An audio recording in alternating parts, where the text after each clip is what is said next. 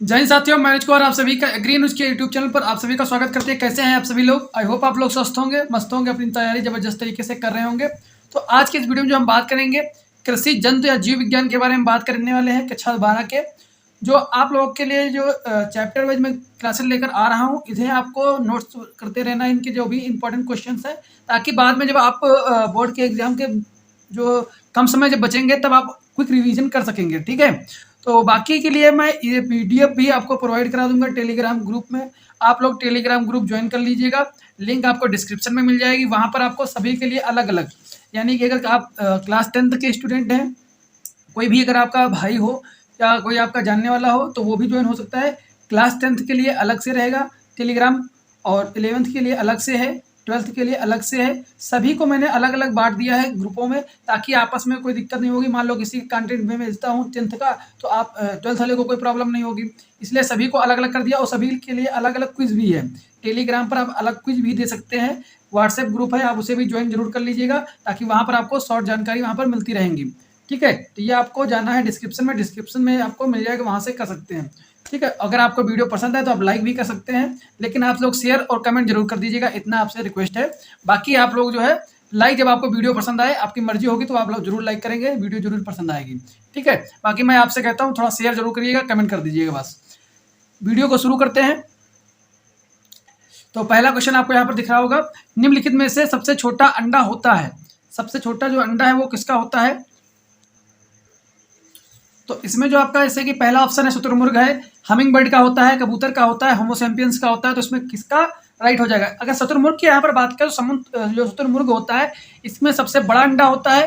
ठीक है, और ये कैसा होता है? एक कोशिकी होता है। यानी अगर आपसे कोई पूछे कि एक कोशिका का सबसे बड़ा एग्जाम्पल कौन सा होगा, तो सबसे बड़ी कोशिका भी पूछी जाए तो आपकी कौन सी हो जाएगी? तो शुतुरमुर्ग की अंडा हो जाएगा। ठीक है, ये भी आपको साथ ही साथ ध्यान रखना है। ठीक है, शुतुरमुर्ग। बाकी इसमें जो छोटा पूछा है, क्या छोटा, सबसे छोटा किसका होता है? यहाँ पर आपका राइट आंसर हो जाएगा होमो सैम्पियंस का होता है। ठीक है, यहाँ पर आपका फोर्थ ऑप्शन जो है राइट हो जाएगा। नेक्स्ट क्वेश्चन है, शरीर का सबसे कठोर भाग है। जो शरीर का कौन सा ऐसा भाग है जो सबसे कठोर होता है? तो अगर इसकी बात करें तो पहला ऑप्शन आपका हो जाएगा मस्तिष्क, और सेकंड है आपका इनेमल यानी कि दांत, नंबर थर्ड है आपका यकृत, एंड फोर्थ है आपका हृदय। तो इसमें क्या राइट हो जाएगा, आप लोग बताइए। इसमें राइट आंसर क्या हो जाएगा? शरीर का सबसे कठोर भाग। तो आप लोगों के लिए ज्यादातर इसमें मस्तिष्क आप जवाब देंगे, लेकिन मस्तिष्क नहीं होता, इसमें होता है आपका इनेमल। कैसे होता है? इनेमल। इनेमल जो है आपके दांतों को कहा जाता है, दांतों में एक पार्ट होता है, उसी को बोलते हैं इनेमल। ठीक है, जो कि सबसे हार्डेस्ट पार्ट होता है, ये भी आपको ध्यान रखना है। नेक्स्ट है विषाणु का अध्ययन करने वाली शाखा। इसमें आपका इंपॉर्टेंट चीज ये आप रखना है, इसमें कुछ शाखाएं होती हैं। ठीक है, जैसे कि जो ब्रांचेस होती हैं उनकी सब ब्रांचेस होती हैं। अब उनमें तो मतलब कि सभी को अध्ययन करने के लिए एक पर्टिकुलर ब्रांच हो, जैसे कि आप अभी इंटर कर रहे हैं, इंटर के बाद आप बीएससी करेंगे। मान लीजिए आप बीएससी एग्रीकल्चर में करते हैं, बीएससी एग्रीकल्चर के करने के बाद आप एमएससी करेंगे। तो बीएससी एग्रीकल्चर में तो आप फ्रूट भी पढ़ेंगे, वेजिटेबल भी पढ़ेंगे, एंटोमोलॉजी भी पढ़ेंगे। ठीक, ये सभी एक ही पढ़ेंगे। लेकिन जब एमएससी आप करेंगे तो वहीं से आपका एंटोमोलॉजी एक अलग सब्जेक्ट हो जाएगा, एक अलग ब्रांच हो जाएगी। आप एमएससी पूरा जो है पूरा एंटोमोलॉजी में ही करेंगे। ठीक है, दूसरा आप पैथोलॉजी यानी कि आप जो है रोग पादप रोग विज्ञान, ठीक है, तो आप प्लांट पैथोलॉजी में पढ़ेंगे। ठीक है, इसी प्रकार से फ्रूट साइंस या पोमोलॉजी से करते हैं, फ्रूट साइंस या पोमोलॉजी, ये आप अलग पढ़ेंगे। ठीक है, इसी प्रकार से वेजिटेबल साइंस आप अलग पढ़ेंगे। जैसा कि आप लोग इंटर में पढ़ रहे हैं, इंटर में आप पढ़ते हैं कृषि शस्त्र विज्ञान, उसी में आप फ्रूट भी पढ़ रहे हैं, वेजिटेबल पढ़ रहे हैं। लेकिन ये जब आप एमएससी करेंगे तो ये अलग एक ब्रांच बन जाएगी। ठीक है, इसी प्रकार के जीव विज्ञान में भी अलग अलग ब्रांचेस होती हैं, जैसे कि आपके एग्रीकल्चर में ऐसे हैं। ठीक है, तो ऐसे आप एग्जाम्पल से आप समझ सकते हैं, जैसे कि आप इसमें वायरस, अब यहाँ पर क्या वायरस यानी कि जो आपका विषाणु होता है उसका अध्ययन किस में करेंगे। ठीक, तो इसमें आपका राइट आंसर क्या बनेगा? तो वायरोलॉजी। वायरस इसको कैसे याद रखोगे? Virus virology. इसमें वायरस लॉजी, आपको बस इतना ध्यान रखना है, इसमें लॉजी को शब्द को जोड़ा जाता है। ठीक है, बहुत सारे ऐसे क्वेश्चन बन जाएंगे जिससे लॉजी से आपका काम हो जाएगा। और ये लॉजी वाले जितने भी शब्द होते हैं, ये सब कैसे होते हैं? ग्रीक शब्द होते हैं। ये भी आपका इंपॉर्टेंट है, पूछा जाता है किस भाषा का शब्द है, तो ये ग्रीक भाषा का शब्द है। ये भी आपको ध्यान रखना है, जहां पर लॉजी लग जाता है वो ग्रीक का होता है, जहां पर कल्चर लग जाता है। कल्चर, कल्चर यानी कि जैसे कि एग्रीकल्चर, ठीक है, पीसी कल्चर, हॉर्टिकल्चर, जहाँ पर कल्चर शब्द जुड़ेगा वो कैसा होगा? लैटिन शब्द होगा। कैसा? लैटिन। और इसी में एक अपवाद होता है, इसे भी आपको ध्यान रखना है, पोमोलॉजी। पोमोलॉजी, ये जो पोमोलॉजी होता है ये लैटिन और ग्रीक दोनों होता है। होमो होता है लैटिन, लॉजी होता है ग्रीक, ठीक है। तो ये अपवाद में आता है, ये भी आपको ध्यान रखना है। नेक्स्ट है इसमें विषाणु में, तो इसमें आपका इससे आगे आ गया बैक्टीरिया। अब यहाँ से बैक्टीरिया तो आपको पता है, तो बैक्टीरिया से बना है बैक्टीरियोलॉजी, ठीक है। लॉजी का मतलब होता है अध्ययन। इसी के बाद प्रोटोजोलॉजी। अब प्रोटो तुमको पता होना चाहिए, लॉजी तुम्हें पता प्रोटोजोआ। अगर आप थोड़ा भी पढ़ें, थोड़ा कॉमन सेंस देखिए, ये क्वेश्चन तो आपको किताब में भी मिल जाएंगे, लेकिन इसके पीछे आप क्वेश्चन को कैसे सॉल्व करेंगे ये मैं बताने की कोशिश कर रहा हूँ, ठीक है, ताकि आपको ना भी आ रहा हो तब भी आप कर पाएँ, ठीक है। मेरा यही उद्देश्य है कि आपको सरलता से कैसे आप समझ सकते हैं, ठीक है। तो ये प्रोटोलॉजी, तो ये प्रोटो से आपको समझ में आ रहा होगा, प्रोटोलॉजी जो आपका प्रोटोजोआ होते हैं, अमीबा, पैरामीशियम, तो वो आपके इसके अंतर्गत आ जाएंगे, ठीक है। ऐसे आपको थोड़ा थोड़ा याद रखना होगा। नेक्स्ट क्वेश्चन है पेनिसिलिन कहाँ होती है, प्राप्त होती है, मतलब कहाँ से प्राप्त होती है पेनिसिलिन? तो चाय से मिलती है, कवक से मिलती है, शैवालों से मिलती है और अफीम से मिलती है। तो चाय से तो भाई साहब हमें क्या मिलती है, थीन मिलती है। थीन एक उत्तेजक पदार्थ होता है, थीन, ठीक है, जो हमारी बॉडी में स्टिमुलेशन यानी उत्तेजना को पैदा करता है। पेनिसिलिन सॉरी आपका जो है चाय में जो होती है थीन, उसके द्वारा, ठीक है। अगर बात करें कवक से, तो ये आपका राइट आंसर हो जाएगा कवक यानी कि फंजाई, जो फंगस होती है, फंगस कवक। तो ये आपके एक पेनिसिलिन जो एक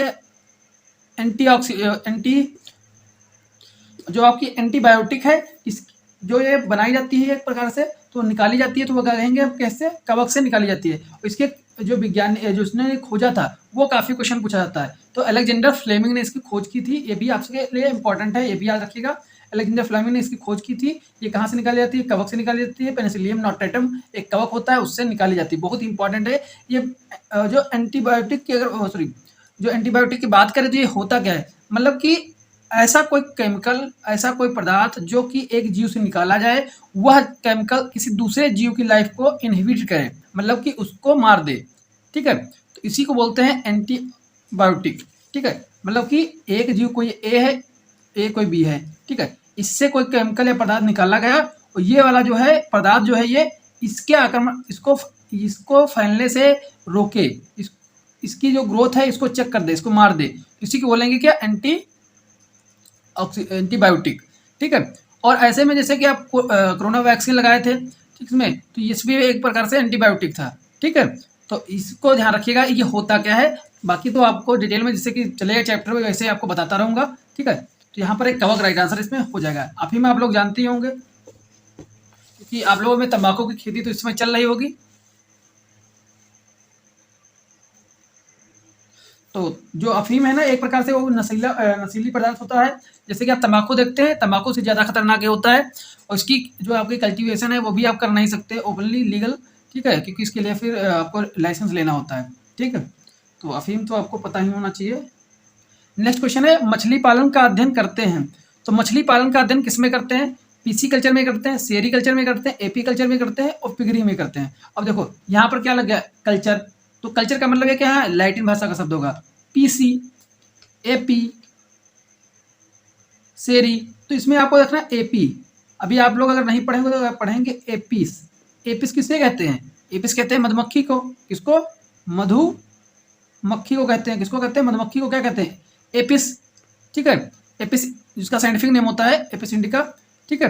तो ऐसे में एपी और कल्चर, ठीक है, मानी कि उसका कल्चर, उसका संवर्धन, उसको हम कैसे बढ़ाएं, ठीक है, कल्चर में कैसे उसका प्रबंधन करें, तो उसी को हम बोलते हैं एपी कल्चर, ठीक है। तो ये हो गया आपका मधुमक्खी पालन। यहाँ पर बात की गई मछली का, ठीक है, पीसी कल्चर। तो इसमें राइट आंसर हो जाएगा आपका पीसी कल्चर। पीसी में से होता है फिश, कल्चर में से उसका संवर्धन, उसका जो पालन, ठीक है, इसमें हो जाएगा आपका पीसी कल्चर, इसका राइट आंसर हो जाएगा। सेरी कल्चर ये आपका संबंधित है रेशम कीट से, इससे रेशम कीट का जो पालन होता है, ठीक है, उसका कल्चर करना होता है, तो उसे बोलते हैं सेरी कल्चर। पिगरी ये थोड़ा अलग है, इसे आपको याद रखना। जो सुअर होते हैं उनका जो पालन किया जाता है उसको पिगरी कल्चर के अंदर रखा जाता है, ठीक है, या पिगरी भी कहते हैं। नेक्स्ट क्वेश्चन है केंद्रक की खोज की। तो केंद्रक की खोज किसने की थी, तो केंद्रक की जैसे कि आपका ऑप्शन है रॉबर्ट ब्राउन, विलियम हार्वे, कार्टी सीबेंडा।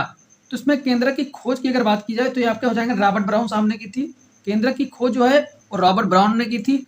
और ये विलियम हार्वे बहुत ही इंपॉर्टेंट है, वेरी इंपॉर्टेंट, इसे नोट कर सकते हैं आप, क्योंकि विलियम हार्वे ने क्या किया था, रक्त परिसंचरण तंत्र की खोज की थी। मतलब कि हमारे शरीर में जो ब्लड है वो कैसे जाता है, सिराओं से जाता है, धमनियों से, मतलब धमनियों के द्वारा शुद्ध जाता है, सिराओं के द्वारा अशुद्ध रक्त जाता है, इसका जो पूरा प्रोसेस है, ठीक है, इसकी खोज किसने की थी, विलियम हार्वे ने की थी। वो काफ़ी इंपॉर्टेंट थे। और बाकी आपके ब्लड ग्रुप की अगर बात करें, जो जैसे कि ओ होता है, ए बी होता है, वो ठीक है, तो ये सभी जो जो ग्रुप है, आर एच फैक्टर वगैरह, ये सभी किसने खोजा था, तो ये कार्ल एंड स्टीनर के द्वारा खोजा गया था। ये भी आपको ध्यान रखना है।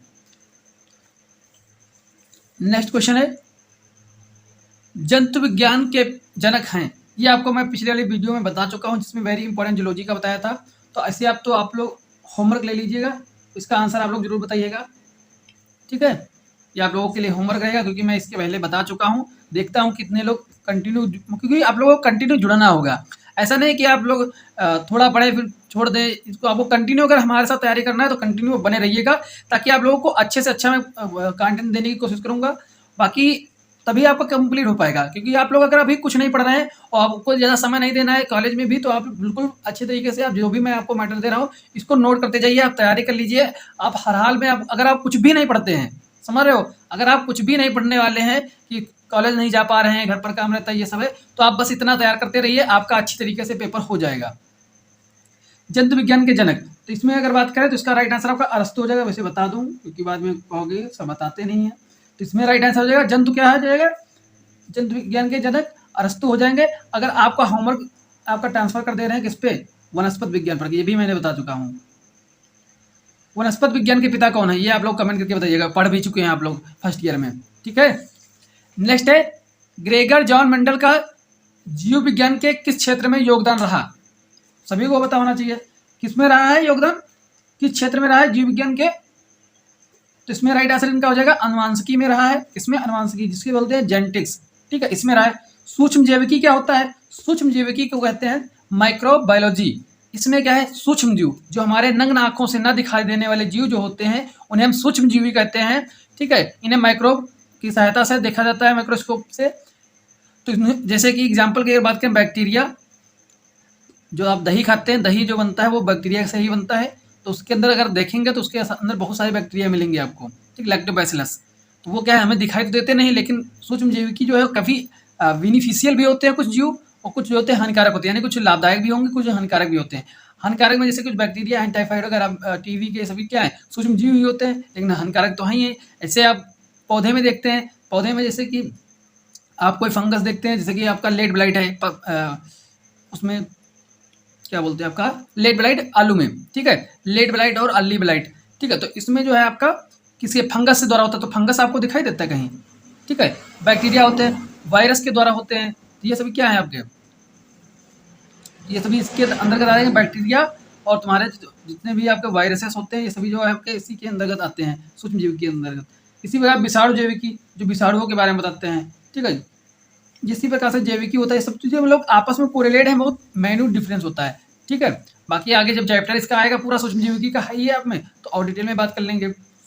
नेक्स्ट है, मानव शरीर का सामान्य तापमान होता है, तो इसमें आपका क्या हो जाएगा, तो इसका राइट आंसर आपका थर्ड हो जाएगा। 98.6 डिग्री फ़ारेनहाइट आपका टेम्परेचर होता है, 98.6 डिग्री। अब इसको आपका डिग्री सेल्सियस में भी अगर क्वेश्चन पूछा जाए तो कितना होता है, 37, ठीक है। तो इसको आप चेंज भी कर सकते हैं किससे, C5 F-32/9। जब आप इससे चेंज करेंगे तब जाके आपको डिग्री सेल्सियस में जो है आ जाएगा। ऐसे आपको ये फार्मूला भी याद रखना है, ताकि जब भी कभी आपको फ़ारेनहाइट में दे दे और डिग्री सेल्सियस में पूछे तो आपको निकाल लेना है, ठीक है। C5 F-32/9, इसे आपको याद रखना, बाकी में कैंची गुणा कर देना है, बस आसानी से आपका निकल आएगा। नेक्स्ट है, व्यक्तिव्रत जातिव्रत की पुनरावृत्ति करता है या कथन है, मतलब कि जो व्यक्तिव्रत है जातिव्रत की पुनरावृत्ति करता है, ये मतलब एक स्टेटमेंट है, ठीक है। ये स्टेटमेंट है, इसको ऐसे ही लिखा जाता है, इसे ही पढ़ा जाएगा। तो किसका है, तो इसमें राइट आंसर हो जाएगा हेकल का है। किसका, हेकल ने ये दिया था। नेक्स्ट 11 नंबर क्वेश्चन आपका, पादप कायिकी या प्लांट फिजियोलॉजी के पिता किसे कहा जाता है, ठीक है। फिजियोलॉजी, प्लांट फिजियोलॉजी, पादप कायिकी, अब उसमें समझ में आना है पादप कारिकी, कारिकी यानी उनके कार्य से संबंधित बात होगी इसमें। किसका अध्ययन, अब ऐसे क्वेश्चन पूछा जाए पादप कारिकी में किसका अध्ययन किया जाता है, तो पौधे से रिलेटेड जितने भी कार्य होते हैं, जैसे कि फोटोसिंथेसिस, पौधा क्या कार्य करता है, भोजन बनाता है, ठीक है, वाष्पोत्सर्जन करता है, श्वसन करता है जैसे मनुष्य करता है, ठीक है, ये सभी कार्य करता है, तो ये सब क्या है उसके कार्य तो हैं, तो इसलिए बोलेंगे हम क्या, पादप कायिकी विज्ञान। तो इसका मतलब इसके पिता किसे कहा जाता है, तो इसमें राइट आंसर आपका हो जाएगा स्टीफन हेलेस, ठीक है। स्टीफन हॉक्स भी कहीं मिलेगा आपको, मतलब कि कहीं के नाम में हिंदी में मिसप्रिंट रहती हैं, ठीक है, उसको भी थोड़ा ध्यान रखिए। स्टीफन आपको याद रखना है, ठीक है, स्टीफन हॉक मिलेगा, कहीं पर हेलेक्स मिलेगा, तो इससे कंफ्यूज नहीं होना कि कोई अलग वैज्ञानिक है, वो सेम ही एक ही हैं। ह्यूगो डी वरीज, ये भी आपको इंपॉर्टेंट रखना, याद रखना, इनका योगदान किसमें है, इनका है उत्परिवर्तन में, उत्परिवर्तन,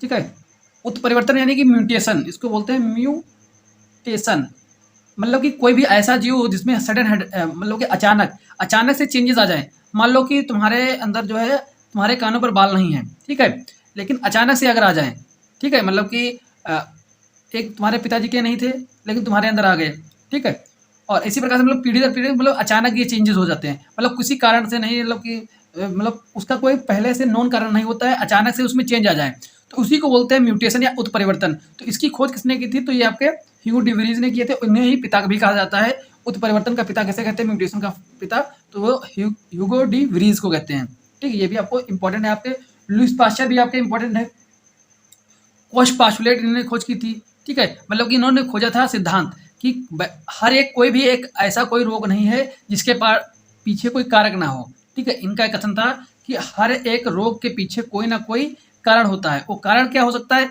बैक्टीरिया हो सकता है, विषाणु हो सकता है, कवक हो सकता है, कोई भी हो, यानी XYZ, वो कारक ही उसके पीछे होगा। ये इसके लिए इनको जो है कहा जाता है लुईस पास्चर का जो है सिद्धांत, ये भी ऐसे भी कह सकते हो, ठीक है। नेक्स्ट है वायरस की खोज किसने की थी, तो वायरस की खोज किसने की, तो इसमें आपका राइट आंसर बनेगा इवानोविस्की ने की। कौन, इवानोविस्की ने। इसमें आपको ध्यान रखना है वीजमैन के बारे में, जो इंपॉर्टेंट है आपका, वीजमैन ने मतलब किसमें योगदान दिया था, तो इन्होंने किया था जर्म प्लाज एक सिद्धांत होता है, ठीक है, उसको प्रतिपादित किया था इन्होंने। जर्म प्लाज, डायरेक्ट आपसे क्वेश्चन अगर पूछा जाएगा तो ऐसे पूछा जाएगा जर्म प्लाज की किस साइंटिस्ट ने दिया, तो आपका वीजमैन ने दिया, बस इतना आपको ध्यान रखना है। नेक्स्ट क्वेश्चन है रक्त परिसंचरण की खोज की थी, इसको मैंने पहले ही आपको बता दिया है, कौन, विलियम हार्वे। नेक्स्ट है वर्ग की मतलब इसका मतलब टैक्सोनॉमी के पिता कहा जाता है। अब वर्ग की होती क्या है, जैसे कि आप देखेंगे जंतु विज्ञान में किसी का लिखोगे तो आप किंगडम लिखोगे, ठीक है, किंगडम के बाद फाइलम लिखोगे, फाइलम क्या होता है, ठीक है, अब उसके बाद क्लास लिखोगे जो इंपॉर्टेंट, ठीक है, क्लास है, फिर ऑर्डर लिखोगे, ठीक है, ये सब जीनस लिखोगे, फिर आप क्या लिखोगे, स्पीशीज लिखोगे, ठीक। तो ये जो किसी के बारे में लिख रहे हो, ठीक है, पूरा डिटेल, तो कैसे सीक्वेंस में, तो ये सब क्या है, वर्ग, मतलब उसको वर्गीकृत कर रहे हो कि हाँ ये इसमें आएगा, इस किंगडम में आएगा, इस फाइलम में आएगा, इस क्लास में आएगा, इस ऑर्डर में आएगा, इस जीनस उसका ये होगा, स्पीशीज ये होगी, तो ये कैसे आप उसको डिफाइन कर रहे हो ना। जैसे किंगडम अगर बात करें, मान लो हम बात कर रहे हैं यहाँ पर मधुमक्खी की, ठीक है, तो किंगडम उसका क्या हो जाएगा, एनिमिलिया, ठीक, फाइलम क्या हो जाएगा, आर्थ्रोपोडा, क्लास क्या हो जाएगा, इंसेक्टा उसका क्लास हो जाएगा, ऑर्डर क्या हो जाएगा, ठीक है, इसका ऑर्डर पे हो जाएगा आपका। नेक्स्ट है आपका जीनस, अगर बात करें इसमें तो जीनस हो जाएगा एपिस, वो आगे बताएं, इसका साइन इंडिका स्पीसीज हो जाएगी, तो ये तो उसका हो गया नाम, ठीक है, जो आपको याद रखते हो एपिस इंडिका। ये सब क्या है, इसको मतलब वर्गीकृत किया गया कि ये मधुमक्खी है, मधुमक्खी का ये सीक्वेंस पूरा रहने वाला है, ठीक है, तो यही है आपका वर्गीकरण या टैक्सोनॉमी, ठीक है। और इसमें आपको बहुत याद रखना है कि जो पहला वाला लेटर होता है जीनस होता है किसी साइंटिफिक नेम का, और और ये लास्ट वाला क्या होता है, स्पीसीज होता है। और इसके अंदर जो है अंडरलाइन करना अनिवार्य होता है, क्योंकि ये लैटिन भाषा में लिखे जाने चाहिए। अगर आप लैटिन भाषा का मतलब जो तिरछा लिखे जाते हैं ऐसे लिख नहीं सकते, तो आप उसके लिए अंडरलाइन लाइन कर दीजिए, तो वो भी मान्य होगा। ठीक है, तो ये जो है पूरा सीक्वेंस क्या है, टेक्सोनॉमी यानी वर्गीकरण। इसे पिता किसे कहा जाता है, तो इसे कैरोलस लीनियस से कहा जाता है। वेरी वेरी इंपॉर्टेंट है ये आपका, इसे तो जरूर याद रखिएगा किससे कहा जाता है, तो कैरोलस लीनियस। अब लीनियस को कैसे कोरिलेट कर सकते हो, वर्गीकरण में क्या करते हैं हम, कुछ किसी चीज को लाइन से लगाते हैं ना, लाइन से। टेक्सोनॉमी यानी वर्गीकरण जब हम करते हैं तो सभी को एक लाइन में लगाते हैं ना, तो लीनियस, लीनियस यानी लाइन से लगाने, यानी इसके पिता कौन है, लीनियस हैं। ठीक है, ऐसे आप कोरिलेट करके याद रखिएगा। नेक्स्ट है आपका कोशिका सिद्धांत किसने दिया, तो कोशिका सिद्धांत किसने दिया था, स्लाइडन ने जो है इसका सिद्धांत दिया था कोशिका का, ये भी आपको ध्यान रखना है। नेक्स्ट है द्विकुंडलित डीएनए सिद्धांत दिया। देखो डबल हेलिक्स डीएनए मॉडल किसने प्रतिपादित किया था, तो इसमें आपका राइट आंसर बनेगा वाटसन एंड क्रिक ने।